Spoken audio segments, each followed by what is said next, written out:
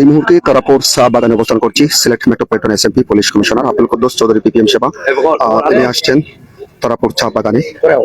নিতাই মণ্ডপ আসলে দুর্বৃত্তদের দেওয়া আগুনে পুড়েছে, সেই মণ্ডপ পরিদর্শনে আসছেন।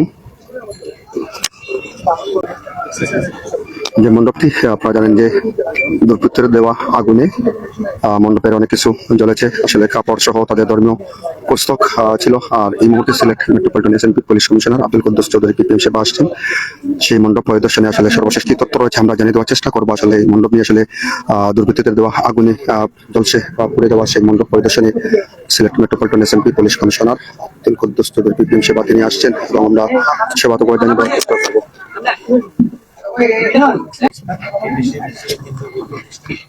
সবারই শান্তিপূর্ণভাবে পালন করার এবং আইনের দৃষ্টিতে সবাই সমান এবং আইনের দৃষ্টিতে সবার মর্যাদাও সমান।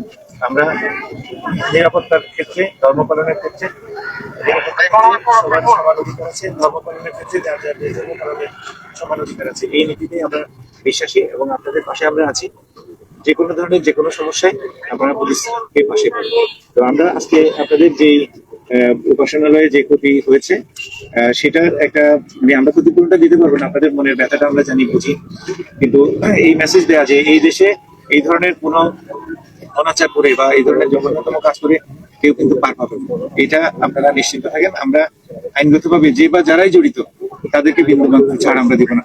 তো আমরা আপনাদের এই বিভিন্ন দেবদেবী যাদের আপনারা পূজা অর্চনা করেন, আমরা এটা নিয়ে আসছি রিপ্লেস করার জন্য এবং একটা পবিত্র ধর্মগ্রন্থ আপনাদের শ্রীমদ্ ভগবত গীতা এবং আরেকটা যে বড় ইয়ে কি ওইটা এবং গরু নিতাই ওনার জি ওনার প্রতিকৃতিটাও আমরা নিয়ে এসেছি, আপনাদের হাতে তুলে দিতেছি। আপনারা স্বাধীনভাবে আপনারা নির্বিঘ্নে আপনাদের ধর্ম পালন করবেন।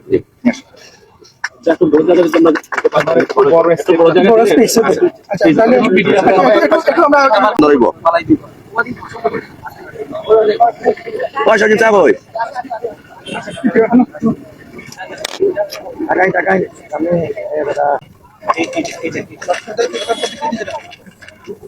এটা করলে ভালো লাগে।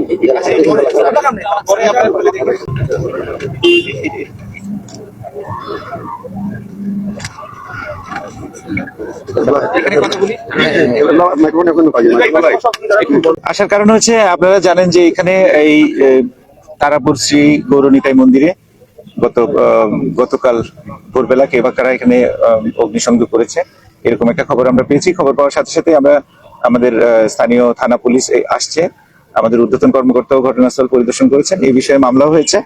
তো মামলার কার্যক্রম চলমান আছে। আমরা মূলত এসেছি যে আমরা জানতে পেরেছি তাদের এখানে যে সকল দেবদেবী ছবি প্রতিকৃতি ছিল সেটা এবং তাদের পবিত্র ধর্মগ্রন্থ শ্রীমদ্ ভগবত গীতা এটা ভস্মীভূত হয়েছে। তো তাদের প্রতি সমবেদনা জানানোর জন্য এবং এটাকে আমরা রিপ্লেস করার জন্য আমরা সেই উপহারটুকু তাদের সামনে নিয়ে আসছি, এই জন্যই আমাদের আশা। এখন পর্যন্ত কাউকে আটক করা হয়েছে? এখন পর্যন্ত আমাদের আটক কাউকে করা হয়নি, আমরা তদন্ত অব্যাহত রেখেছি।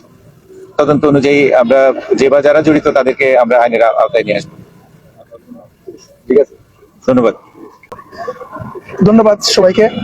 শ্রী শ্রী রাধাকৃষ্ণ জিউ দেবতা সম্পত্তি টোটাল যে মূল দেবতা শ্রী শ্রী রাধাকৃষ্ণ দেবতা সম্পূর্ণ নিরাপদ এবং রক্ষিত আছে, আমাদের কোনো সমস্যা হয় নাই। এবং চা শ্রমিকরা দুর্গাপূজা এবং কালী পূজা যে মন্দিরে আমরা করি সেটা সম্পূর্ণ নিরাপদ এবং সুরক্ষিত আছে, কোনো সমস্যা হয়নি। এটা চা শ্রমিকের ব্যক্তিগত উদ্যোগে তৈরি একটা মন্দির, শ্রী শ্রী নিতাই মন্দির। এটা সুরক্ষিত থাকার কারণে রাস্তার একবার পাশে হয়তো অযাচিত কেউ অনুপ্রবেশ করে একটা দুর্ঘটনা ঘটাইছে। তো এটা যেহেতু ধর্মীয় প্রতিষ্ঠান বা ধর্মীয় উপাসনালয়ের একটা জায়গা, এটার প্রতি আমাদের শ্রদ্ধা আছে, আমরা খুবই মর্মাহত, অনুতপ্ত। তা প্রশাসন যেহেতু আমরা আইনানুগ ব্যবস্থা গ্রহণ করছি, প্রশাসনিক প্রশাসন তার সংখ্যালঘু বিচার করে এটা সঠিক সিদ্ধান্তে উপনীত হতে পারে।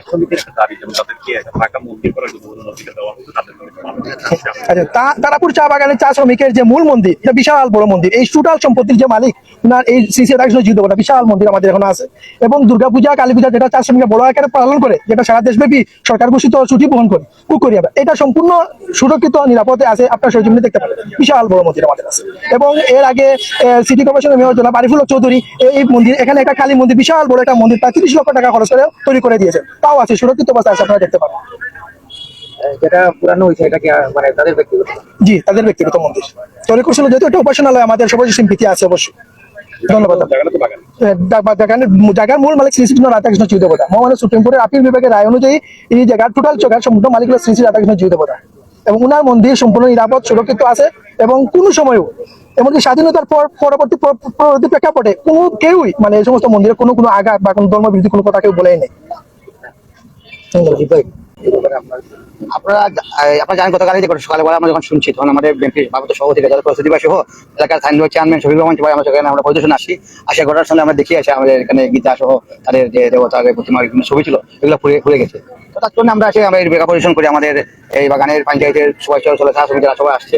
আমরা বিষয়টা নিয়ে আমরা এলাকাবাসী উদ্বিগ্ন। এটা আমাদের এলাকার ভিতরে স্বাধীনতার পরে এরকম কোনো ঘটনা ঘটে নাই। আর এই যে ঘটনা ঘটে করার পরে আমরা এলাকাবাসী তাৎক্ষণিক আমরা আমাদের পক্ষ থেকে আমরা এখানে আমরা বাস দিয়েছি তাদেরকে সিকিউরিটির জন্য আমরা কত তথ্য দিয়েছি। চেয়ারম্যান সাহেব বলেছে যে এই বাগান এখানে সুরক্ষিতের জন্য দেয়াল করে দেবেন, প্রয়োজনে ছোট এই পাকা করে মন্দিরের ব্যবস্থা করে দেবেন, এইবারে ভবিষ্যতে যেন এখানে কোন ধরনের কোনো ঘটনা না ঘটে। আসলে আপনারা জানেন যে দেশে বর্তমানে একটা নির্বাচিত সরকার গঠন হতে যাচ্ছে। সেই সরকারকে বিভিন্নভাবে প্রস্তাবিত করার জন্য একটি উচ্চ মহল বিভিন্নভাবে। আর আপনারা জানেন যে গত নির্বাচনে হিন্দু সম্প্রদায়ের মানুষ এই বাগানের মানুষ বেশিরভাগই একটা দলকে সমর্থন করেছে। এই দলকে সমর্থন করার কারণে আমাদের বিভিন্ন এলাকায় হিন্দু সম্প্রদায়ের মানুষের উপর বিভিন্ন ধরনের হুমকি দামকি আসছে। আসলে তদন্ত সাপেক্ষে আমরা কাউকে দোষারোপ করতে চাই না, কোনো সংগঠন দোষারোপ করতে চাই না। তদন্ত সাপেক্ষে কোনো দল বা কোনো উশৃঙ্খল বাহিনী বা কোনো ধরনের কুচুকি মহল যদি এসব জড়িত থাকে আমরা তাদের আইনে আইনের ব্যবস্থা নিয়েছে এবং আমরা আশা রাখি যে প্রশাসনের মাধ্যমে এইসব ঘটনা উন্মোচন হবে। আপনাদেরকে ধন্যবাদ, আপনারা সবাই আসছেন, খোঁজখবর নিচ্ছেন, অসংখ্য ধন্যবাদ আপনাদেরকে। আমি বাড়িতে ঘুমেছিলাম, খবর পাওয়ার পরে আমি কিন্তু পরে সাথে সাথে এখানে আসে দেখি আসলে সত্যই যে আগুনে কে বা কারা আগুন লাগাইছে। দেখা যাচ্ছে আমার এই গীতার বই এবং কি আমাদের শ্রীকৃষ্ণের ফটো যেগুলো আসলো সেগুলো পুড়িয়ে ফেলছে। আমরা এইভাবে হইলে আমরা সবাইকে জানানোর পরে আমাদের চেয়ারম্যান শফিকুর রহমান শফিক সাহেব উনিও আসছিলেন এবং বিএনপির ভারপ্রাপ্ত সভাপতি উনিও আসছিলেন, দেখে গেছেন। আমাদেরকে ওনারাও আশ্বাস দিয়েছে যে ঠিক আছে আমরা এই আইনগতভাবে ব্যবস্থা নিবে। আমরাও থানায় গিয়ে আইনগতভাবে একটা এই কাগজ দিয়ে আসছি যে মামলার করার জন্য। আমরা জানি না কে বা কারা করেছে, আপনারা এই আইনগতভাবে আমরা যাতে আইনের মাধ্যমে যেতে ব্যবস্থা নেয় বা ওদেরকে খুঁজে চিহ্নিত করে যাতে আইনের ভাবে ওদেরকে শাস্তি দেওয়া যায়, এটাই আমরা প্রত্যাশা করছি। এটা আমরা প্রায় 3 বছর হয়ে গেছে। 3 বছর থেকে আমরা পূজা অর্চনা করে আসছি এখানে। আমাদের শ্রমিকরা সবাই এখানে নিতাই মন্দিরে প্রতিদিন সন্ধ্যার সময় ওরা ধূপবাতি জ্বালায় এবং শুক্রবার হইলে ওরা সন্ধ্যার সময় একটা কীর্তন করে। এখানে কাউকে আপনারা কোনো সন্দেহ করছেন না, এই ধরনের সন্দেহ কারণ আমরা তো জানি না, আমরা কাউকে সন্দেহ করছি না। আমরা এটা বিষয় লোকের আমি বিসমিল্লাহির রহমানির রহিম 6 নং টুকুর বাজার 5 নং ওয়ার্ডের সদস্য। আমার নাম মোহাম্মদ আবিদ মিয়া। তো এই ওয়ার্ডটা হলো 4 নম্বর ওয়ার্ড। এই যে নাশকতা যারা করছে, তো এটা আমার 6 নং টুকুর বাজার ইউনিয়নের চেয়ারম্যান সাহেব, পরিবেশন জ্যোতি ভাই, ভারপ্রাপ্ত সভাপতি সবাই, আমার সজীব ভাই সহ। সজীব ভাই কালকে থেকে আজ পর্যন্ত এখনো আছেন এই বিভিন্ন বাসদিরা বিভিন্ন সহযোগিতা তারা করা।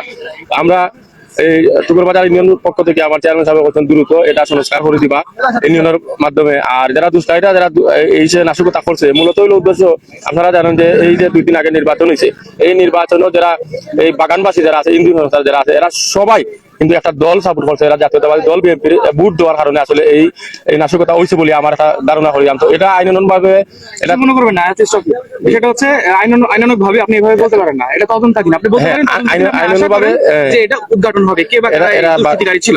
অবশ্যই এটা আইনত ভাবে ব্যবস্থা নিচ্ছেন, ইনশাআল্লাহ এটা তথ্য বাড়ি দিব। আর আমরা আসলে হিন্দু মুসলমান মিলিয়া সবাই একত্রিত বাস করাম। আমার বয়স প্রায় 37 সাল, কিন্তু আজ পর্যন্ত এগুলা কোনো মন্দিরে কোনো ঘটনা করছেন, আমরা সিলেটের মাঝে এগুলা কোনো ঘটনা করছেন। আসলে এটা খুবই তীব্র নিন্দা জানাইলাম। এটার সুস্থ বিচার হোক। আমরা এই ওয়ার্ডবাসী সবাই আমরা চাইলাম এটা সুস্থ তদন্ত এটা বিচার হোক। আর যারা দুষ্কারী যারা দুষ করছে এরা যারা ভবিষ্যতে এগুলা কোনো সাহস না পায়। ধন্যবাদ আপনাদেরকে সবাই।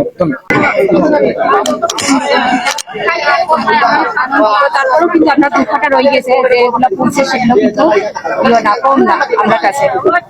আমি চাইতেছি সবার কাছে যে যারা অপরাধী তাদের আইনের আওতায় আনে, তাদের শাস্তি দেওয়া। স্থানীয় যে মুসলমান যারা আছে এরা কি কখনো আপনাদের সাথে খারাপ আচরণ করেছে কোনো দিক থেকে? না, কোনো দিক থেকে আমাদের সাথে খারাপ আচরণ এরকম হয় নাই। আমরা সবসময় বন্ধুর সময় চলেছি আর চলে আসছি